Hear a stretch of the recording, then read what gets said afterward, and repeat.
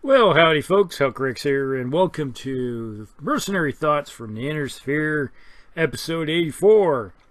And today we're going to be talking about the Sentinel, that 40-ton mech. As you can see here, it's in nice and white because it belongs to, usually finds its way into Comstar forces, and it does my own. And I'll give you some reasons for it, because heck. Yeah, before we get that, let's just talk about the stats first. Alright. Comes in here at battle value about 650. It's a 40-ton mech. It's a 690. Does not have jump jets. Has 10 heat sinks. 96 points of armor, which isn't so bad. Could be better. Alright, now, it carries around a AC-5 and the left arm with 2 tons of ammo in the left torso. Carries around an SRM-2 in the right torso with a ton of ammo in the right torso and a small laser in the right torso. Alright, I was going to say, I have a tendency not to use this thing very much, mostly because most times I've ever seen it played or played with it, it just goes boom. All you got to do is hit it in the torso, right or left, and usually you have probably a 1 in 3 in the right torso and a 2/3 chance I think in left torso for watching this thing explode. Those are pretty good odds, and if you get a crit, especially if you get 2 crits, you can almost guarantee this thing's gonna go catastrophic because it carries all that ammo and nothing else. So you got a usually a heat sink in the left torso, and usually has a small laser in that SRM-2, so you got 1 in 3 shot of hitting the ammo on the right torso. So that's one of the reasons I don't like it, because it has a tendency to explode. But I'll just talk about the things that it does good. Well, being a 6.9, it gets around pretty good, even though I probably most likely will rather have a Phoenix Hawk or a Wolfhound doing the job, because they're the same speed, and I feel like the other two do the job better than the Sentinel. Now, it doesn't worry too much about heat. You're typically running really low. Those 10 heat sinks is more than enough, because there's not a heat problem with this thing. And it gets around, like I said. It's kind of a fast-moving scout harasser. With 96, it can handle a lot of the medium to light mechs for a turn or two before it's starting to hurt, and usually it can handle a lot of the light mechs really good for a while, and till it gets with, you don't want to, well, the big problem is if you're within range of this small laser, your autocannon is probably going to have some minuses. You know, you're going to have some problems with minimum range, so that's something to think about. So it's really not in your face kind of mech type of thing. You know, it's an older design that was designed to handle heat before the advent of the double heat sinks. Oh, what's a double heat sink? That's that Star League stuff. So the old ancient technology we will never see again, or will we?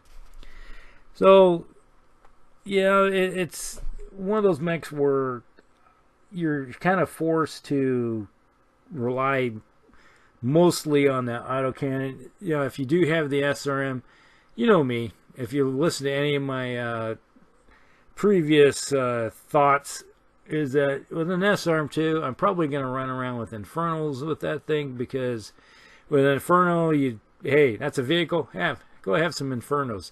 Oh, that's some infantry, go have some Infernos. Oh, that's a mech, go have some Infernos.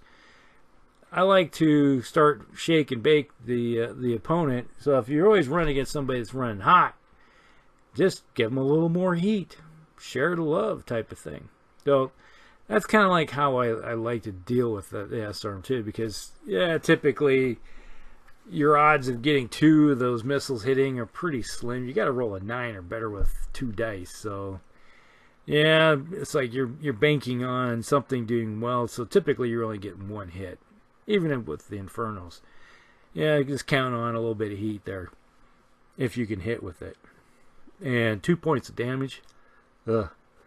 And then that small laser, you have to get within 3 or less. And then you're doing 3 points damage. So, yeah, it's not a really popular mech in my book. Just the fact that the firepower isn't all that great. It has a tendency to explode. And being a 6.9, heck, even a Clint. I'd rather use a Clint that drops the AC5 for a PPC or a large laser. Because I think one of the variants does have a PPC instead of the AC5. That's not a bad little mech thing. You can throw it all into extra armor or something. Beef that bugger up. So, the same thing could be almost said about this thing. Now, since we're fairly new, well, how do I use it? I'll just say, most of the time when I do use this thing, it's just pure scout, eyes and ears, harassment type mech. I'm getting in there as fast as I can, hitting the flanks, getting into cover, and then using that AC5. 5 points of damage. The only problem I have with autocannons, yeah, they don't do a lot of damage for the 2s and the 5s. The 10's doing some decent work, but you got a lot of tonnage. This thing has 10 tons wrapped up in something that does 5 points of damage. All right. To me, that is a lot of wasted tonnage. I understand the whole reasoning by it back in the day when, it's like we're designing mechs that put out the least amount of heat, so you put an autocannon on it. It doesn't do a lot of heat, so they could operate for a long period of time. But you're also putting a lot of weight into something that does a little bit of damage. So I always like to do this is if you're always going to hear this, oh, you got an AC5 on the thing, I'm tearing it off, and then I'm going to we're already getting into how I'd fix this thing. And which usually how I do run mine is rip the autocannon off and replace it with a large laser. And some people, oh, the large laser only does 8 points of damage and it causes 8 heat. Yeah, okay, you got 10 heat sinks. You can run and fire that thing and still not heat up. Okay? I'm trying to see a downside there. You're doing 3 more points of damage, slightly less range, but okay, you're a 6.9 moving. You can haul and get within range really quick and be able to fire without any problems. I've seen that's not an issue for me. And then you're sitting with an extra 5 tons.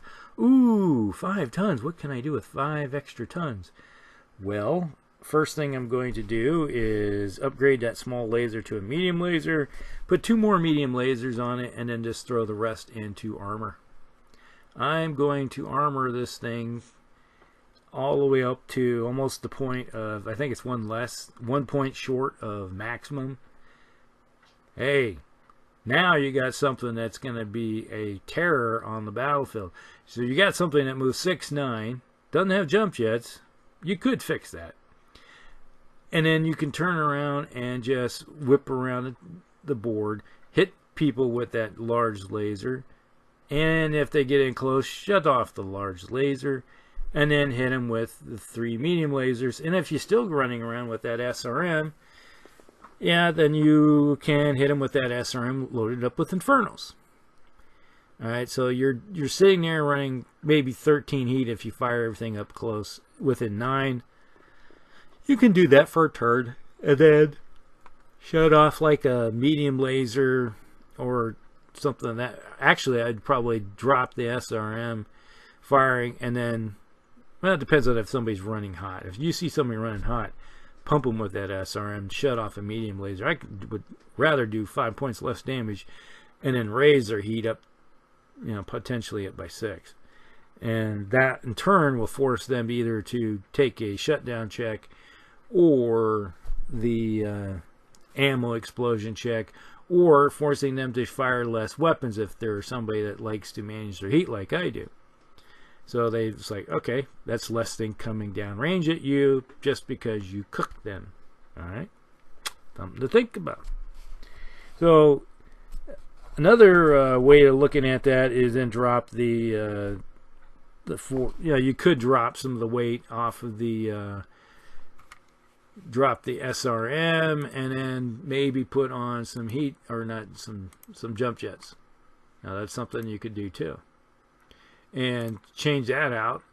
So if you do that, you're still sitting, you could be a 694. Yeah, 4's not a lot, but you no longer have the SRM, and then you're just a large laser and 3 medium lasers, and you're a 6.9 mover with almost maxed armor. That's something to think about too.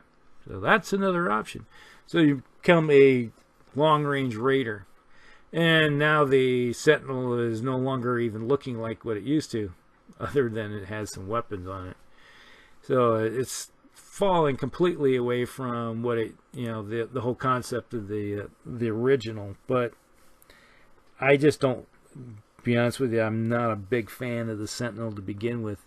I've always said in the past too, the Sentinel is something that's like, it looks like an egg with sticks coming off of it. It's a running around egg, like Humpty Dumpty put on body armor or something. Maybe that's it. Well, that could be another reason why I'm not a big fan of it. I'll have to think about it. Maybe it's psychological too. But other than that, I don't use it that much. Now, there might be other people that love it. I'm not one. Now, like I've said earlier in the video, it'd be one of those things where you have to think about where you're going to be putting this thing. In the original configuration, run the type of cover you can find, woods, hills, using partial cover, and then you're turning around and just shooting with that the autocannon and hoping to do 5 points of damage. And let me tell you, if I see a Sentinel running around there with an AC5 and that's all it has, and it's occasionally hitting because it's probably running as fast as it can, so the modifiers are pretty high, so it's probably running around needing 10s, 9s, 10s, 11s, and 12s. And then I got something a little bit more threatening in front of me that's doing a little more damage. You're probably going to ignore the Sentinel. So it could run around the flanks all day trying to work its way into the backside. And then if somebody has some missile boats or something of that nature parked in the back, yeah, I could see this thing working its way into the rear area. Especially if, let's say, you have a couple LRM carriers.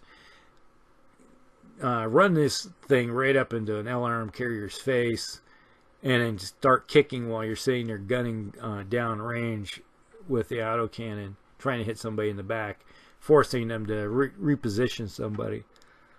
So, yeah, that's one thing you could always do, is kind of forcing the issue of making somebody kind of move their support units, etc., that kind of deal.